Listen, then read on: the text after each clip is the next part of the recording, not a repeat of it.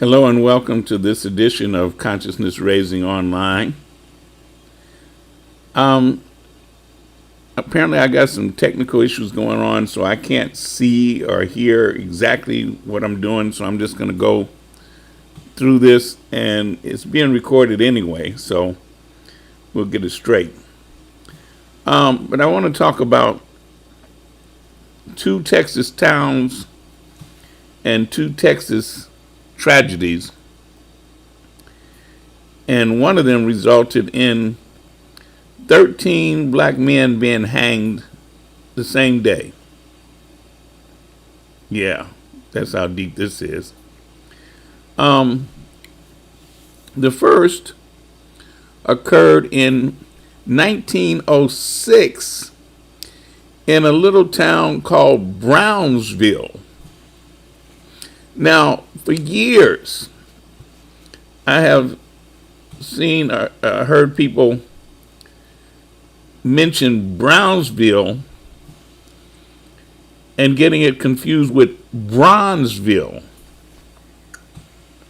which is a nickname for a neighborhood in Chicago, and there's a few other places, like in Milwaukee. They also have a area they call Bronzeville, as in bronze, Bronze.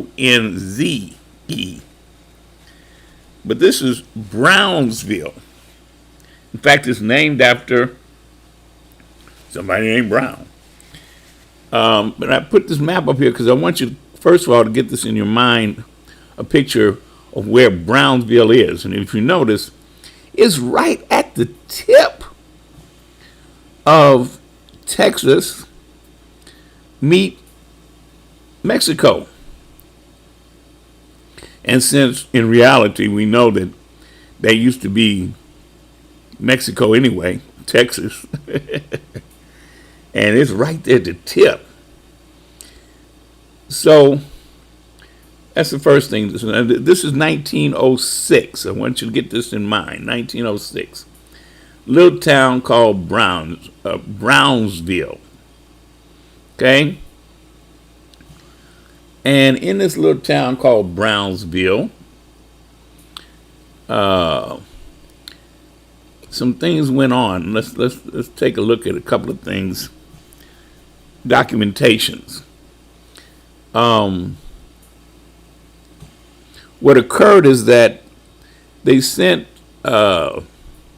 I guess a regiment of Buffalo soldiers down there to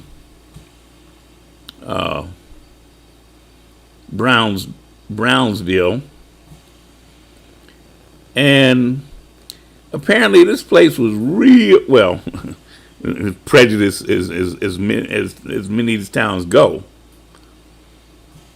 Okay, and some stuff jumped off, and of course the Buffalo soldiers got blamed for it. The black folks blamed the black men. But what happened is ugly.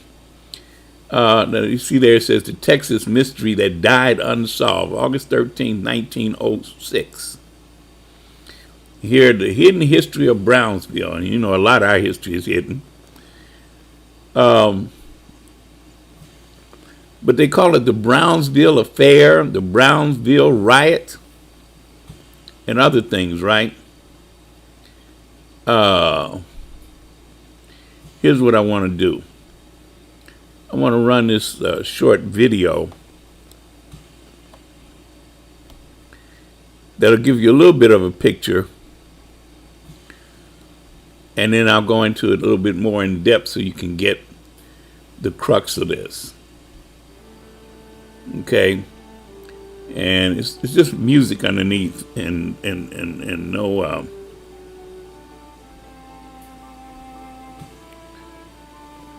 Okay, they arrived at Fort Brown.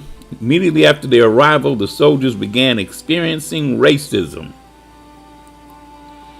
from the white population. When a white woman had reportedly been attacked on August 12, 1906, a curfew was placed specifically on the regiment. not allowing them to leave the base after sunset. The following night, a white bartender and a Latino police officer was shot. This is 1906. They were probably still Mexican. Despite the commanders at Fort Brown accounting that all the soldiers were at the base, Brownsville's white community accused the soldiers of both incidents, going so far as to plant evidence. This ultimately left to President Theodore Roosevelt dishonorably discharging all 167 soldiers of the unit, and all across the country, black folks was mad. They were very upset, including Booker T and W.E.B., right?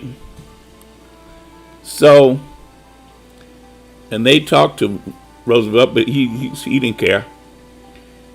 1970, all the way to 1970, the guy wrote a book and argued that the soldiers were discharged without due process.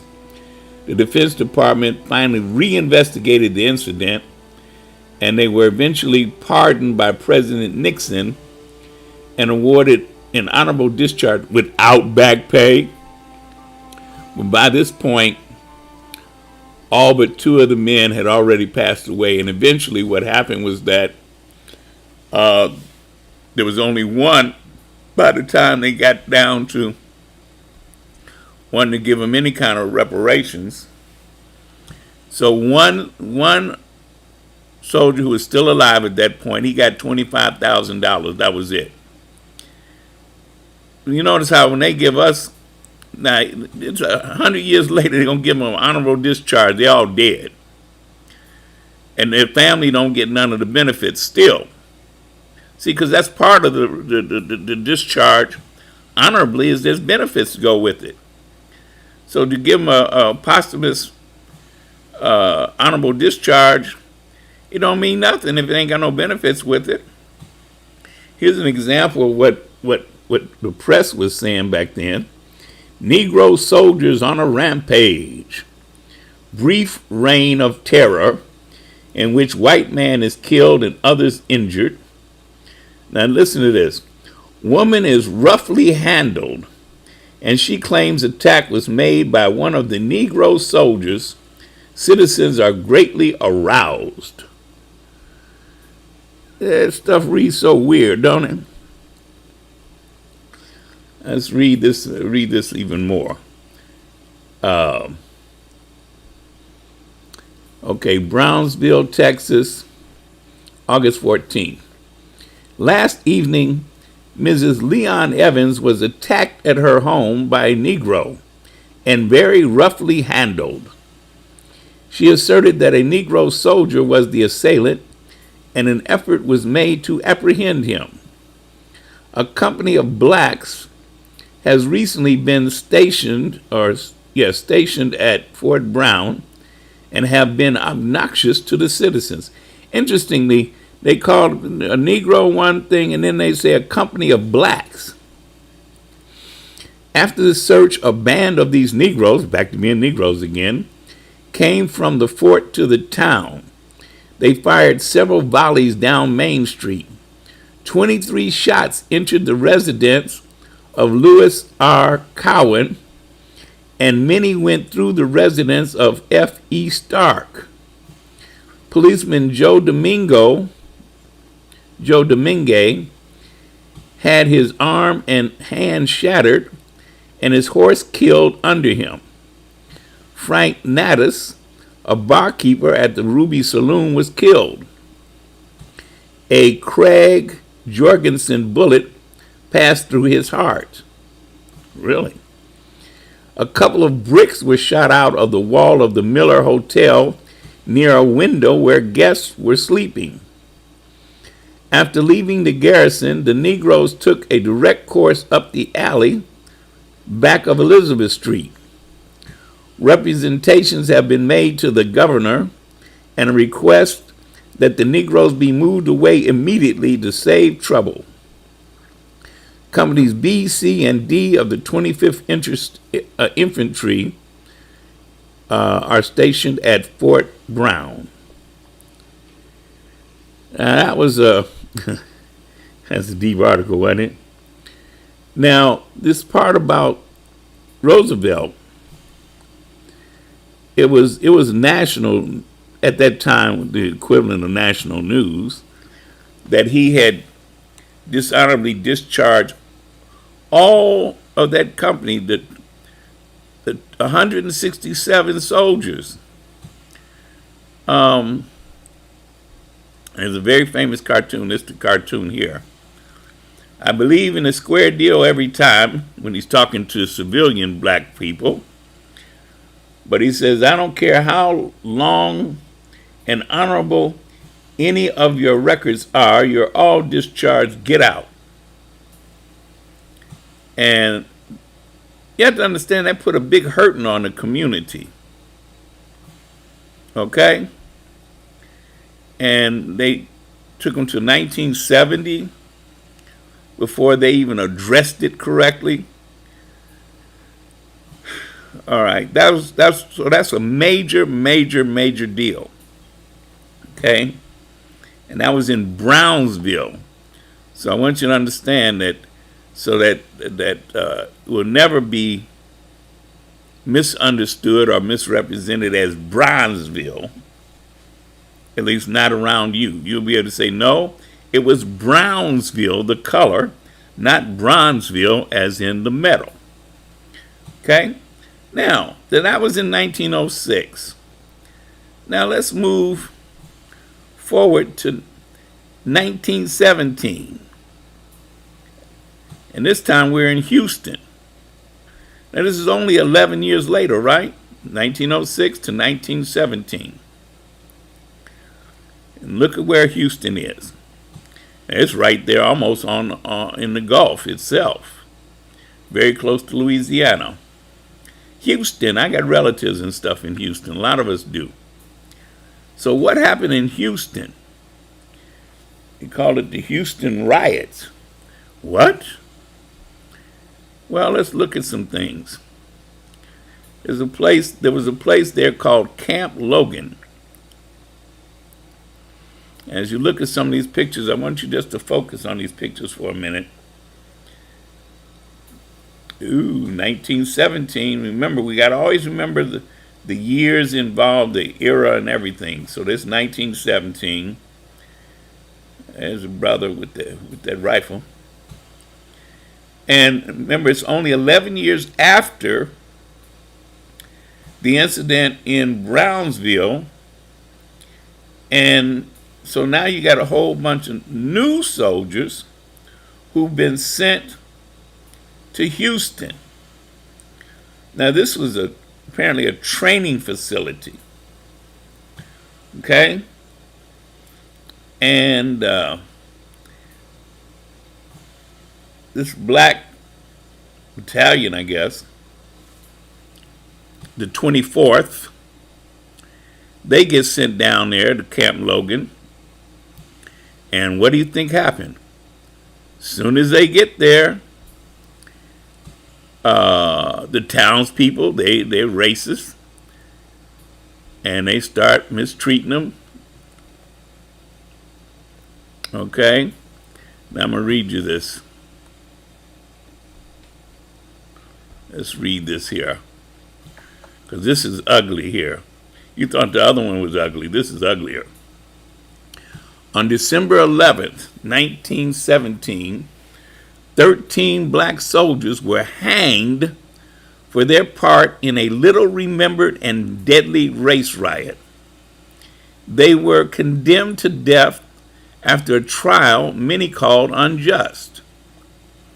Now, at a moment when the continuing impact of racism in policing and criminal justice is a topic of fraught public conversation throughout the United States, we're talking about now, relatives on both sides of that Houston riot are uniting to preserve the memory of the event and to find some justice for those executed soldiers. Well, excuse me, but since they were hanged, they're dead. How can you get justice for them once they're dead? It began in July 1917, following America declaring war on Germany and entering World War I. The 3rd Battalion of the 24th United States Infantry, a predominantly black unit, was sent to guard the construction of Camp Logan, part of the new war effort on the edge of Houston. From the beginning, the soldiers encountered Jim Crow law and racism from police and civilians. Workers constructing the camp resented their presence.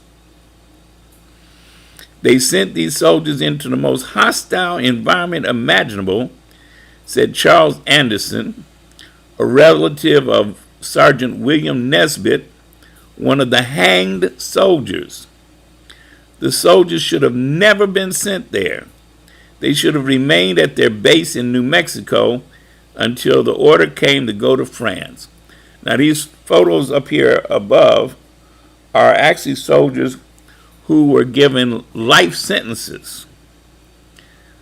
But I want you to see this. This is Nesbitt, one of the soldiers who was hanged. Okay? I want you to see his face and understand they were soldiers. Okay?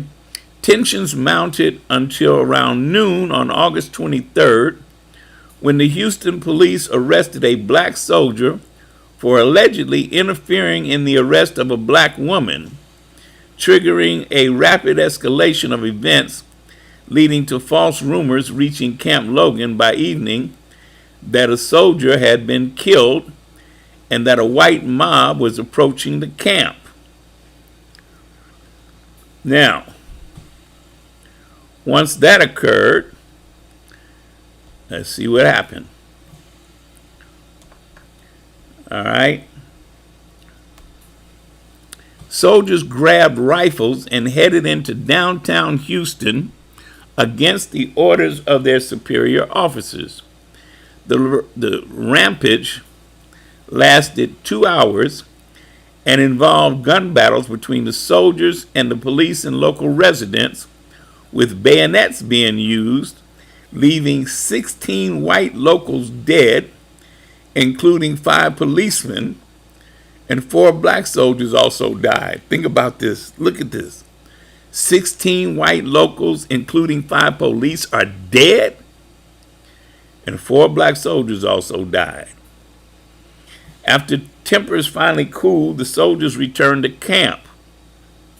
The next day, martial law was declared in Houston, and the following day, the unit was dispatched back to New Mexico before 3 court-martials were convened to try 118 indicted soldiers.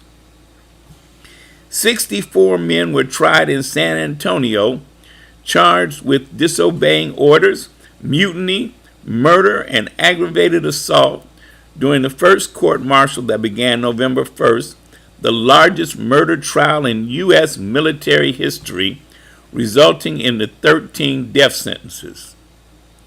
They were represented by just 1 lawyer and didn't even have a chance to appeal, says Angela Holder, great niece of Corporal Jesse Moore, one of the hanged soldiers, and a history professor at Houston Community College. They were denied due process guaranteed by the Constitution. Not one Houstonian among the prosecution witnesses could identify a soldier as having fired shots to kill someone, while routinely referring to the accused using the N-word, that being nigger, that's what the word was. 7 soldiers agreed to testify against the others in exchange for clemency.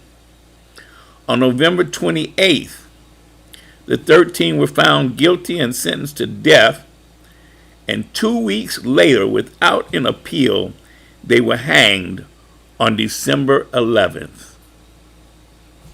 All 13 hanged in one day. The young man on the right, that's Corporal Jesse Moore, who's we just read about the relative, is a history teacher. I want to put this map up here right quick. This just shows a little bit of what went on. um, showing where allegedly people were killed, and how these soldiers came down there and they kicked some butt. They had to. They killed 16 of the locals, including 5 police. They were not to be messed with. Now remember, this is 11 years after the other incident in Brownsville. So they all knew about Brownsville, so they knew at the very least they were going to get dishonorably discharged. But they knew when they killed some white people, that some folks was going to have to get the death penalty. Here's a newspaper from the day. 16 dead, 22 injured from riot. Many Negroes rounded up, more than 100 still at large. This is interesting. The Illinois National Guard, the police and civilians searching for them. The leader is killed. Negro troops to be moved from Houston. Now, I looked into this to find out why was the Illinois National Guard involved. But apparently the Illinois National Guard was down there as a part of all these different troops that were there for training at Camp Logan. Okay. You see it says city under martial law. Troops who mutiny to be removed. One Negro soldier tells what precipitated the riot. But I got to show you this. This almost slipped past me. All right, I want you to look down at the very bottom in the middle. You see what it says? It says, police.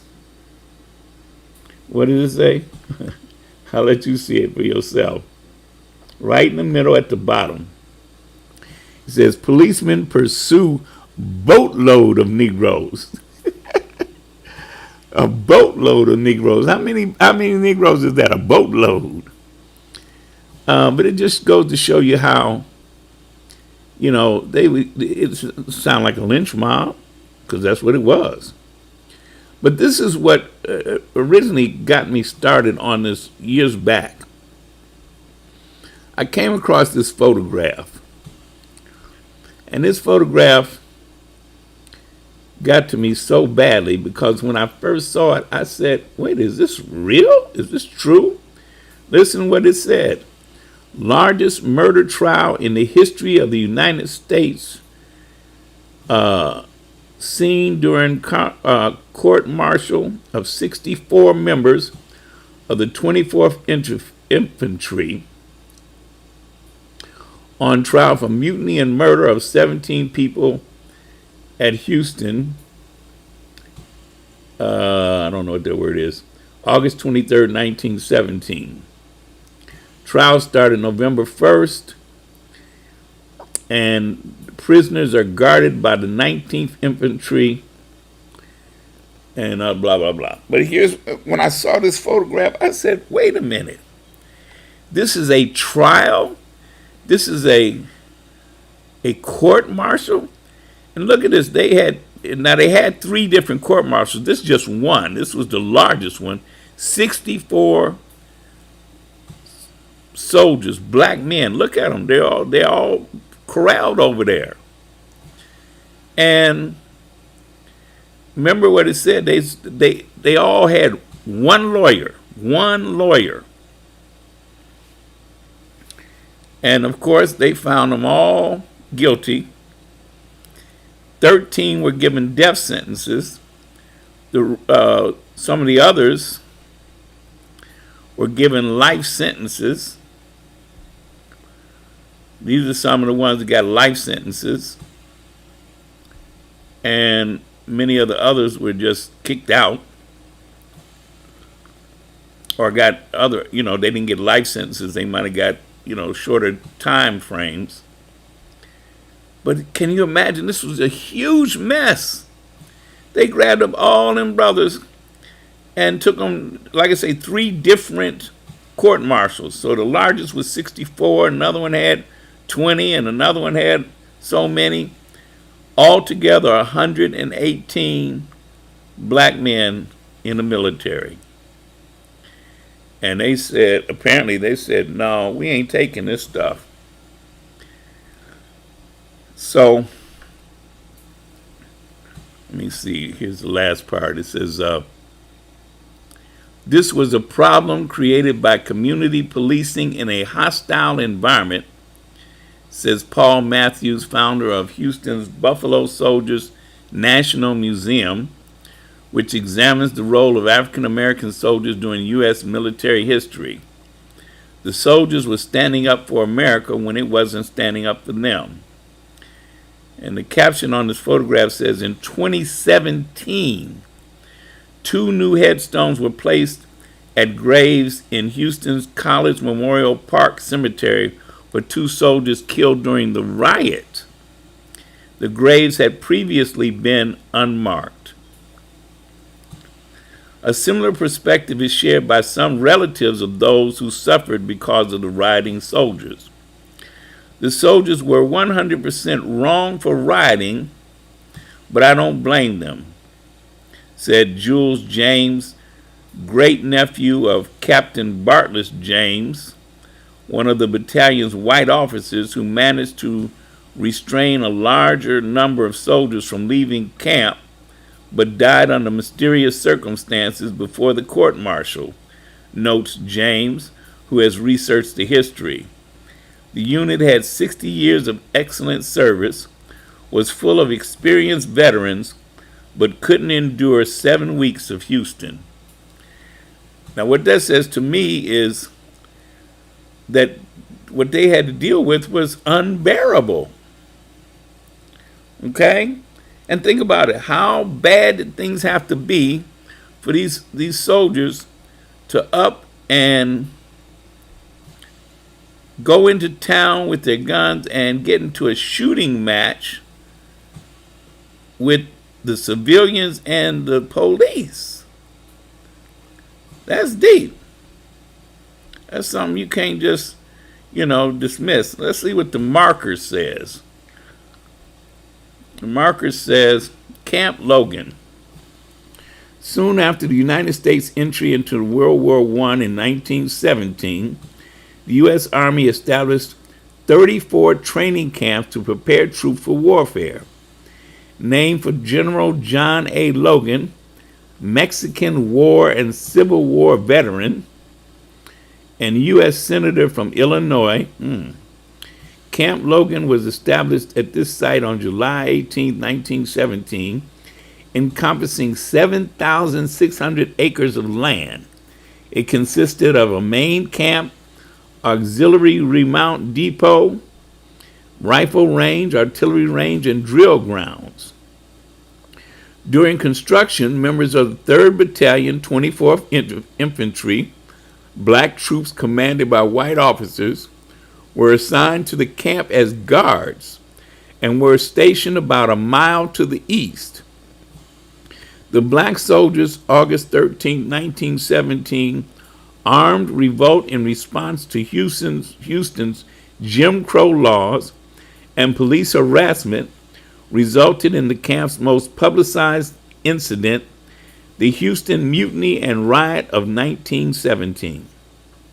Troops receiving training at Camp Logan, including the 33rd Division, composed of the Illinois National Guard, part of the 93rd Division, and other regular Army units following training.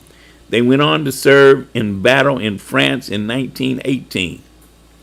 Camp Logan closed on March 20th, 1919. Part of the land later became Memorial Park, named in tribute to the soldiers who fought in Europe. So that marker really isn't for the black men who got hanged. Ain't that something? Yeah, that's cold-blooded. So I say that photograph has always haunted me. I shouldn't say haunted, but it's always, like I say, just bothered me, because the idea that the largest court-martial or murder trial in U.S. military history occurred, and I never read one word of this in high school or elementary school or high school. And you would say, well, it happened in Texas. But here's the deal. I live in Chicago. The Illinois National Guard was involved and down there. And so there's a reason why it should, in my mind, should have been something in the Illinois history about that. Okay? But it's like so many things that occur in the United States history. They will just erase it. This was basically erased. Now, it just happens that there's a movie out now called The 24th. That is a movie, some of it based on the true story and some of it fictionalized, but it's about this incident. Some black folks are the ones that did the movie. So at least now, maybe the world might get to know about this incident more.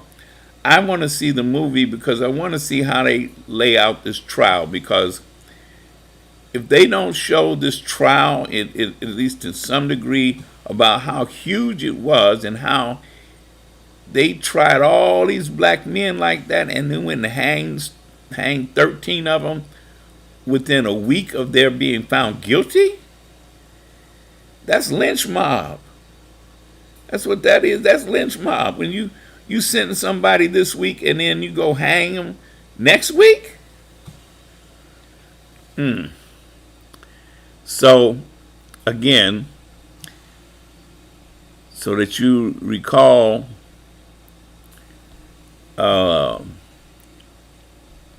this forever, it was Houston, 1917. Houston, 1917, the 24th. So when you see that movie titled The 24th, know what it's about. And you can judge for yourself whether you think they do a good job or not.